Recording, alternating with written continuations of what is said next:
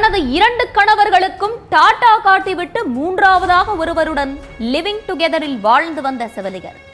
இளம் பெண்ணுக்கு தான் மூன்றாவது துணை என்றால் லிவிங் டுகெதரில் வாழ்ந்த ஆணுக்கும் செவிலியர் இரண்டாவது துணைதான்.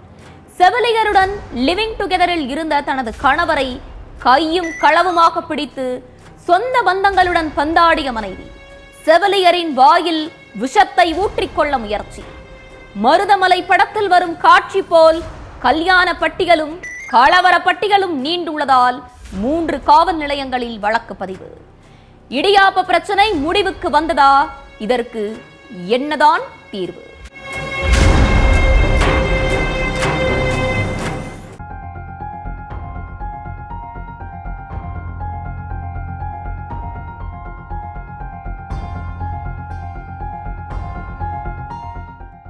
முன்ன மாதிரி கணவர் தம்பிதுரை தினம் வீட்டுக்கு வர்றதில்ல.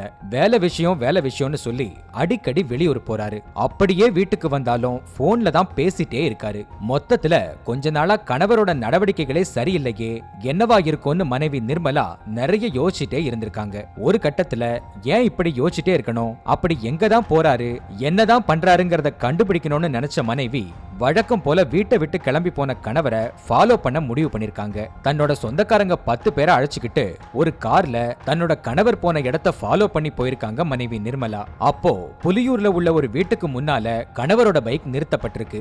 அந்த வீட்டுக்குள்ள போன கணவன் கதவை லாக் பண்ணிருக்காரு.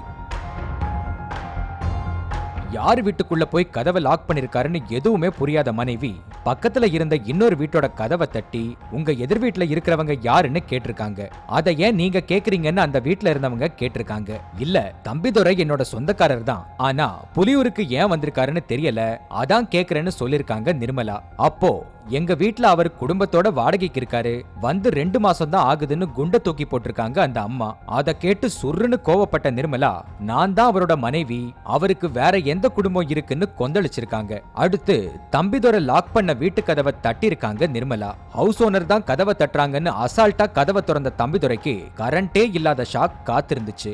மனைவி வருவாங்கன்னு எதிர்பார்க்காத தம்பிதுரை நீ எங்க இங்கன்னு கேட்டிருக்காங்க. அந்த கேள்வியை நான் கேட்கணும், நீங்க கேட்க கூடாதுன்னு நேக்கா லாக் பண்ண நிர்மலா, உண்மையை சொல்லுங்க, என்ன நடக்குது, நீங்க என்ன பண்றீங்கன்னு கேட்டுட்டு இருக்கப்பவே வீட்டுக்குள்ள இருந்து ஷாலினின்ற ஒரு இளம் பெண் வந்திருக்காங்க. அத பார்த்து இன்னும் ஆத்திரத்தோட உச்சிக்கே போன நிர்மலா, வேலைன்னு வெளியே சுத்தினது இவங்களோட தானா, எனக்கு தெரியாம குடும்பமே நடத்துறீங்களான்னு கத்தி இருக்காங்க. அப்போ கார்ல இருந்து இறங்கின நிர்மலாவோட சொந்தக்காரங்க தம்பிதுரையையும் ஷாலினியையும் கார்ல கடத்திட்டு போய் கடுமையா தாக்கியிருக்காங்க. அடுத்து போற வழியில ஷாலினியோட வாயில வலுக்கட்டாயமா விஷத்தை ஊத்தி கொல்ல முயற்சி பண்ணிருக்காங்க. அதுல மயங்கி விழுந்த ஷாலினிய சாலையில அப்படியே போட்டுட்டு தம்பிதுரைய மட்டும் கார்ல கொண்டு போயிட்டாங்க. சாலையில ஒரு இளம்பெண் மயங்கி கிடக்கிறதா 108 ஆம்புலன்ஸுக்கு பொதுமக்கள் தகவல் கொடுத்திருக்காங்க. அடுத்து அங்க வந்த ஆம்புலன்ஸ் ஊழியர்கள் ஷாலினிய ஹாஸ்பிட்டல்ல சேர்த்திருக்காங்க. அதுக்கு பிறகு ஹாஸ்பிட்டலுக்கு வந்த போலீசார் மயக்கம் தெளிஞ்ச பிறகு ஷாலினி கிட்ட விசாரணை பண்ணதுலதான் பல உண்மைகள் தெரிய வந்திருக்கு. போச்சம்பள்ளி பக்கத்துல அக்ரஹாரம் பகுதியை சேர்ந்த ஷாலினி அதே கிராமத்தை சேர்ந்த சபரிங்கிறவரை கல்யாணம் பண்ணிருக்காங்க. 6 மாசம் தான். கணவர் மேல ஈடுபாடு இல்லாத ஷாலினி அவரை விட்டு பிரிஞ்சு 2வதா பிரகாஷ்ங்கிறவரை கல்யாணம் பண்ணி ஒரு பெண் குழந்தையும் பிறந்திருக்கு. 2வது கணவரோட 2 வருஷம் வாழ்ந்த ஷாலினி அவருக்கும் டாடா காட்டியிருக்காங்க. நர்ஸா இருக்கிற ஷாலினிக்கு கோவையில உள்ள ஒரு மருத்துவமனையில வேலை கிடைச்சிருக்கு. அப்போ பக்கத்துல ஒரு பிரைவேட் கம்பெனில வேலை பார்த்துட்டு இருந்த தம்பிதுரையோட அறிமுகம் கிடைச்சிருக்கு. ஏற்கனவே திருமணமாகி 2 பிள்ளைகள் இருக்கிற தம்பிதுரையும் ஷாலினியும் காதலிக்க ஆரம்பிச்சதோட புலியூர்ல வாடகைக்கு ஒரு வீடு பார்த்து லிவிங் டுகெதர்ல இருந்திருக்காங்க. தம்பிதுரையும் ஷாலினியும் கணவன் மனைவின்னு சொன்னாங்களே தவிர நாங்க 2 பேருமே இன்னொருத்தரோட கணவன் மனைவின்னு சொல்லல. அதனால ஹவுஸ் ஓனருக்கும் எந்த சந்தேகமும் வரல. கணவர் அசைஞ்சாலே ஏன் அசைறாருன்னு துல்லியமா கண்டுபிடிக்கிற நிர்மலா 2 மாசத்துல கணவரோட களவாணித்தனத்தையும் கண்டுபிடிச்சிட்டாங்க.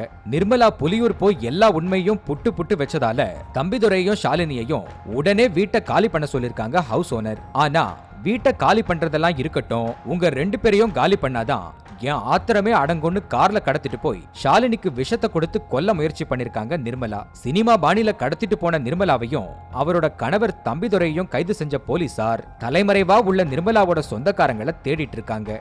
இதுல குறிப்பிட்டு சொல்ல வேண்டிய விஷயம் என்னன்னா, மருதமலை படத்துல வர்ற காட்சி மாதிரி ஷாலினியோட கல்யாண பட்டியலும் நீளம். அதே மாதிரி தம்பிதுரைக்கும் 2வது ஆசநாயகி தான் ஷாலினி. அதனால வழக்கு பதிவு பண்ணும்போதே போலீசாருக்கே ஏகப்பட்ட குழப்பம். தம்பிதுரை தங்கியிருந்த வீடு, அடிதடி நடந்த இடம், ஷாலினி மயங்கி கிடந்த சாலை, சிகிச்சைக்காக அனுமதிக்கப்பட்ட இடம்னு எல்லாமே வேற வேற காவல் நிலையத்துக்குட்பட்ட பகுதியா இருந்ததால அதுலயும் சிக்கல் வந்திருக்கு. அடுத்துதான் ஒரு வழியா ஒரு முடிவுக்கு வந்து போச்சம்பள்ளி காவல் நிலையத்துல வழக்கு பதிவு செய்யப்பட்டிருக்கு.